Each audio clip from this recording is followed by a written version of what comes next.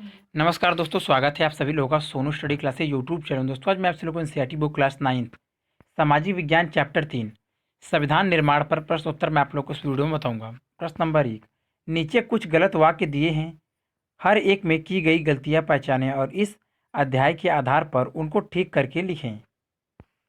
क, स्वतंत्रता के बाद देश लोकतांत्रिक हो या नहीं, इस विषय पर स्वतंत्रता आंदोलन के नेताओं ने अपना दिमाग खुला रखा था। ख, भारतीय संविधान सभा के सभी सदस्य संविधान में कही गई हर एक बात पर सहमत थे।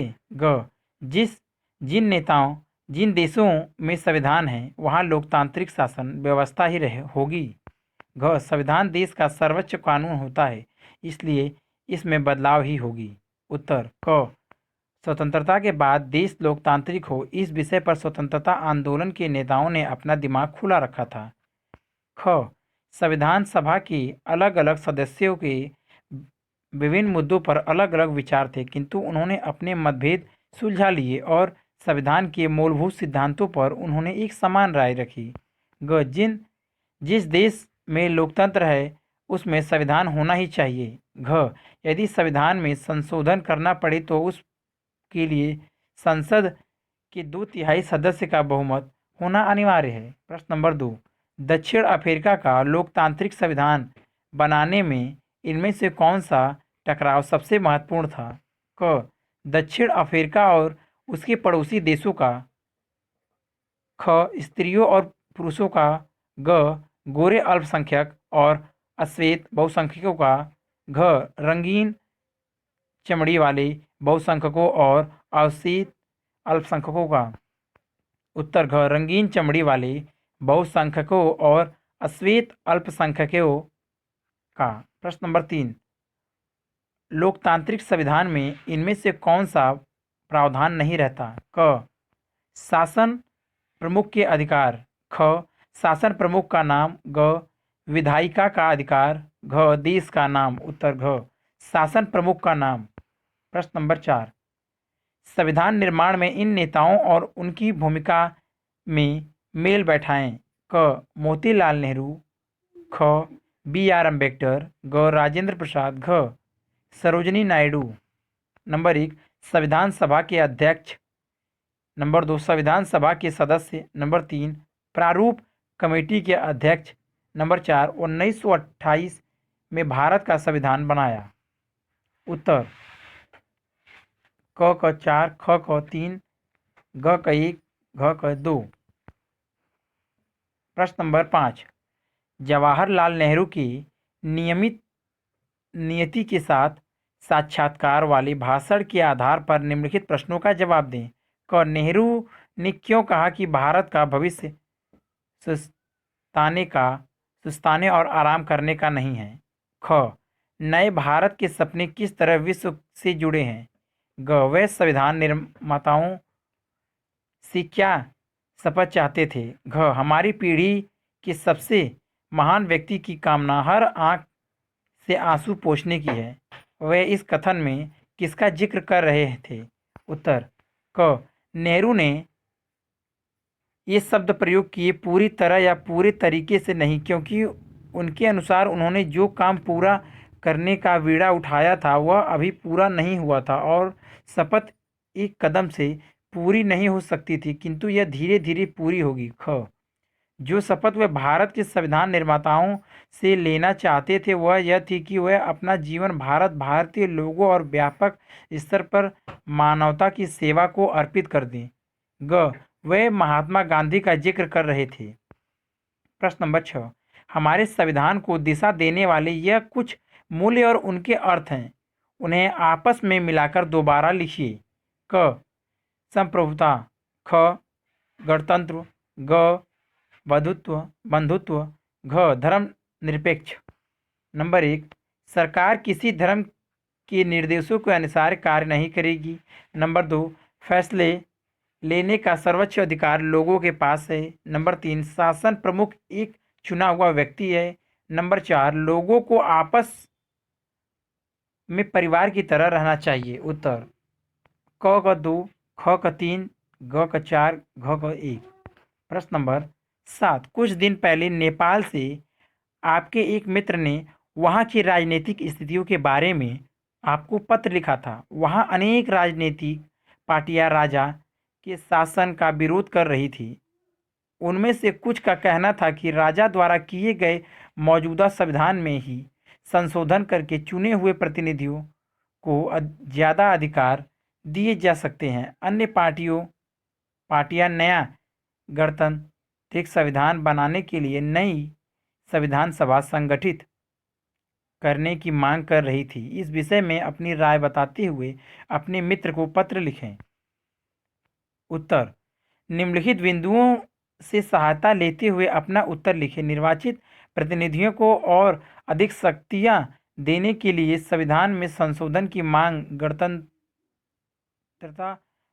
संविधान लिखने के लिए एक नई संविधान सभा और राजा के शासन का विरोध यह दर्शाता है कि लोग लोकतंत्र के पक्ष में हैं और राजतंत्र शासन को अपने देश से उखाड़ फेंकना चाहते हैं। प्रश्न नंबर 8, भारत के लोकतंत्र के स्वरूप के विकास के प्रमुख कारणों के बारे में कुछ अलग अलग विचार इस प्रकार हैं। आप इनमें से हर कथन को भारत में लोकतांत्रिक व्यवस्था के लिए कितना महत्वपूर्ण कारण मानते हैं। क, अंग्रेज शासकों ने भारत को उपहार के रूप में लोकतांत्रिक व्यवस्था दी।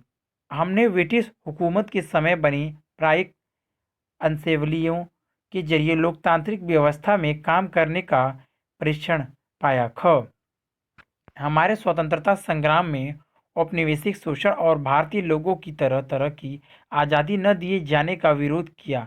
ऐसे में स्वतंत्र भारत को लोकतांत्रिक होना ही था। ग, हमारे राष्ट्रवादी नेताओं की आस्था लोकतंत्र में थी। अनेक नव स्वतंत्र राष्ट्रों में लोकतंत्र का न आना हमारे नेताओं की महत्वपूर्ण भूमिका को रेखांकित करता है। उत्तर: मैं ऊपर दिए गए बिंदुओं को समान महत्व दूंगा। पहला बिंदु दर्शाता है कि ब्रिटिश शासन ने हमें लोकतंत्र के लिए आदर्श एवं प्रेरणा उपलब्ध कराई। दूसरे बिंदु में आत्मविश्वास के साथ पूरे राष्ट्र को एकता के सूत्र में बांधा। तीसरा बिंदु दर्शाता है कि हमारे नेताओं ने लोकतंत्र का निर्माण ऐसे तरीके से किया कि यह पूरे देश के लिए एक आदर्श बन गया। प्रश्न नंबर 9, 1912 में प्रकाशित विवाहित महिलाओं के लिए आचरण पुस्तक में निम्नलिखित अंश को पढ़ें। ईश्वर ने औरत जाति को शारीरिक और भावनात्मक दोनों ही तरह से ज़्यादा नाजुक बनाया है।